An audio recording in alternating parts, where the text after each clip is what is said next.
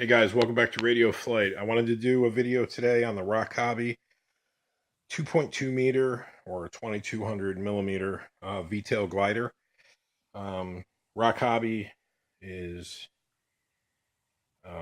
is produced by FMS, and so I'm just going to do a quick yank it out of the box video and give you a few pointers.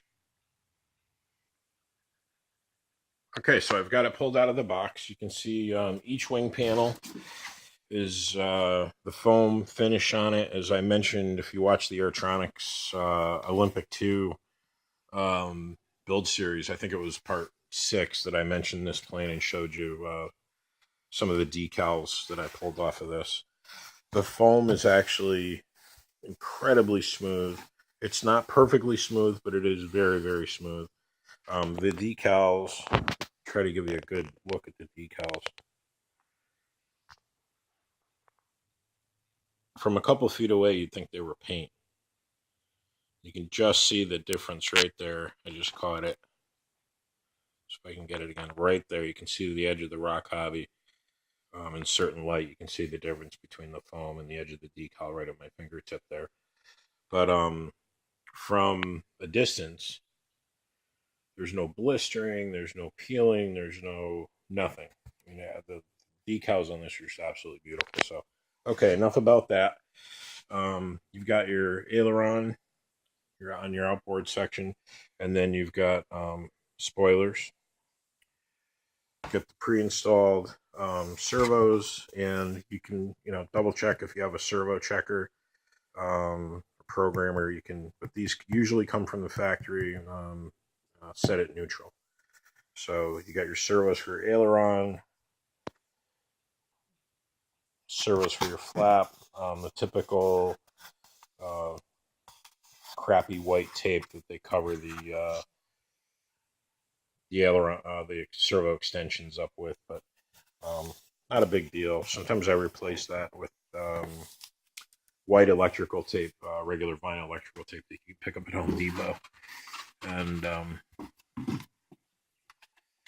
look at the fuselage. Really super, super rigid. The tail boom. Some of you guys that are into the foam gliders, you remember everybody talking about the Radian and maybe the Crescendo and some of those from E-Flight, Horizon, whatever. Everybody thought they were too flexible. They're flexible, they're foam, but they flew great. Everybody knows that. The Radian is pretty much legendary at this point. But this one is particularly rigid. Very happy with that. You can see it's got the servo extensions for channel 2 coming out the tail section there.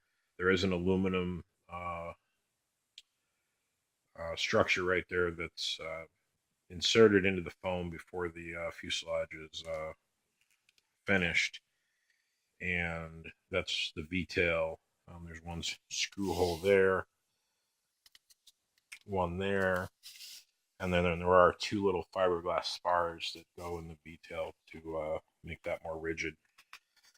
The wing is slid together on the joiner tube, and then there's 2 pins that I'll show you in a minute that drop down in here and just basically snap into place and hold the wing into place.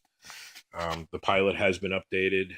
I know if you watch the video that Rich did on RC Informer, if you haven't seen that video, go to rcinformer.com and check out Rich's review, flight test, and build, or basically overview of his build assembly of the Rock Hobby 2200 millimeter V tail. A lot of excellent information there. Rich is a great guy, and his videos are extremely informative. He's also an excellent pilot.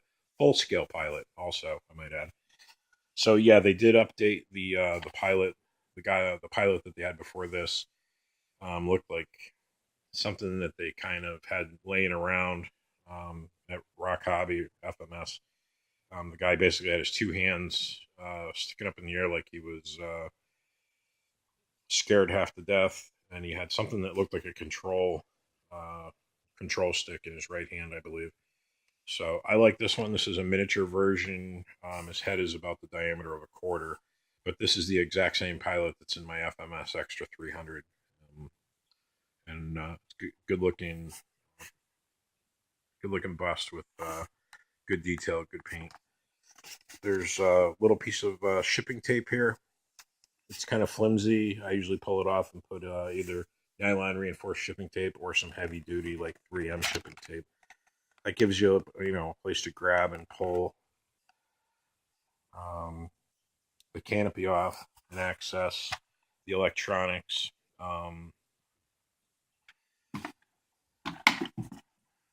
Here's the included speed controller. It's a programmable brushless 40 amp. And usually that is stuck right here in shipping from the other side of the world. It's shifted around.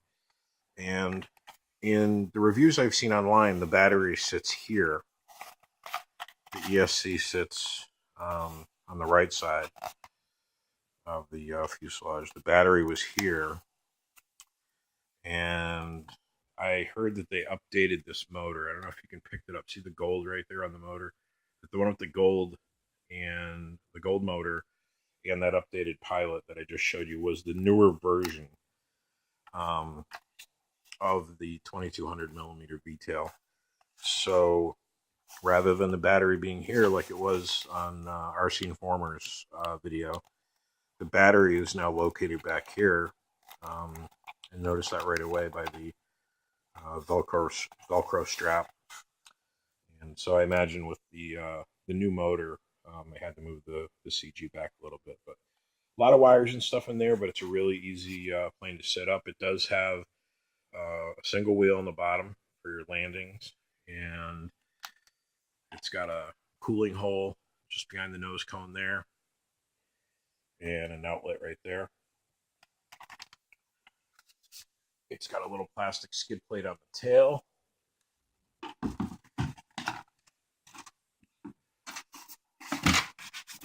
And it's also got the plastic skids on each wingtip, which is really nice. Helps protect the plane. So I'll stop the video, and I'll show you some of the smaller pieces of the plane.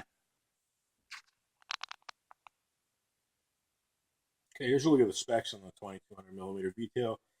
Wingspan 86.6 inches, overall length just over 4 feet. And you can see the rest there. The motor is a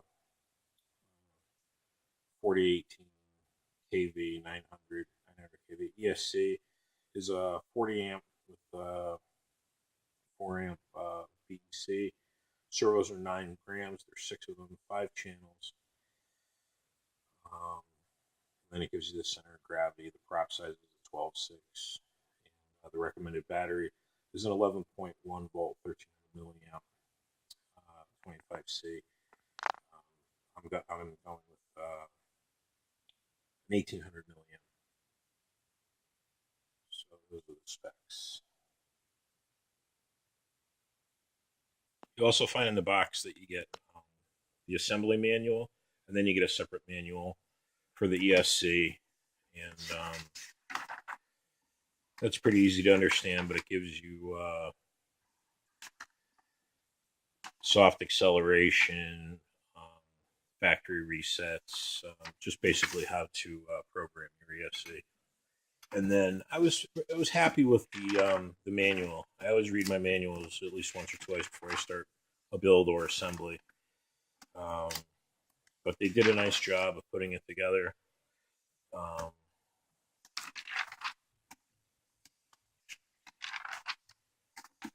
They clearly show all the parts that you're going to use for each assembly, the pictures, and the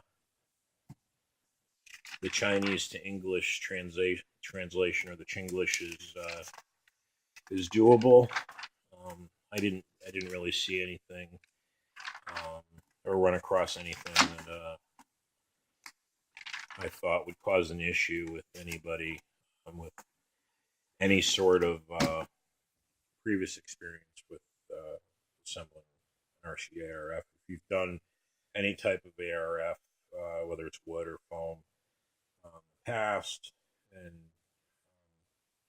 you had a good experience with that, you won't have any problem with the V tail. Okay, here's a look at the tail feathers.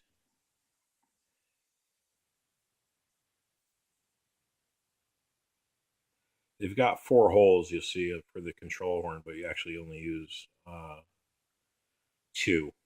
And the other thing you want to make sure that you pay attention to is that in the hardware bag, you see the leading edge of that